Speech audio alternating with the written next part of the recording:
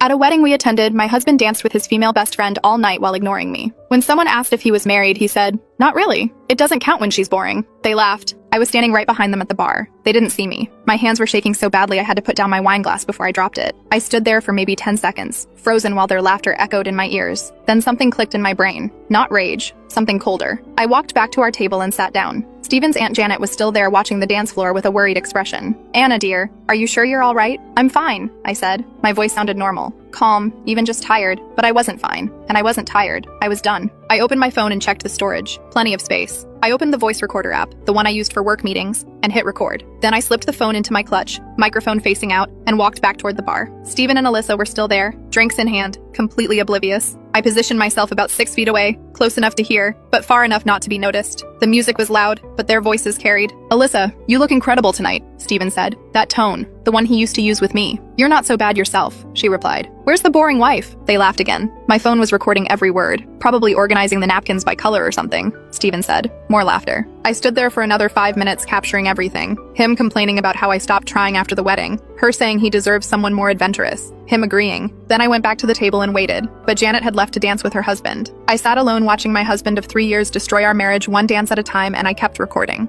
Over the next hour, I made 3 more trips to different spots near them. Each time I collected more evidence. At the dessert table, I recorded him telling his college friend Greg that marriage was basically a prison sentence. By the photo booth, I caught Alyssa asking when he was finally going to leave me. "Soon," he said. "I'm just waiting for the right time." At 10:47 p.m., I checked my recording. 53 minutes of audio, clear voices, undeniable words. At 11:15 p.m., the DJ announced the last dance. Stephen finally remembered I existed. He walked over to our table, loosening his tie, looking pleased with himself. "Ready to go?" he asked casually, like he hadn't just spent 4 hours humiliating me in front of everyone we knew. I looked up at him, smiled. "Actually, I need to do something first." "What?" "Make an announcement." His face changed. "Anna, what are you?" But I was already walking toward the DJ booth. My heels clicked on the hardwood floor. The DJ, a guy in his 20s with kind eyes, saw me coming. "Can I borrow the mic?" I asked, just for a minute. He looked uncertain, glancing toward the bride and groom. They were on the dance floor, wrapped up in their own world. "Please," I said. "It's important." Something in my face must have convinced him. He handed over the microphone. I turned to face the reception.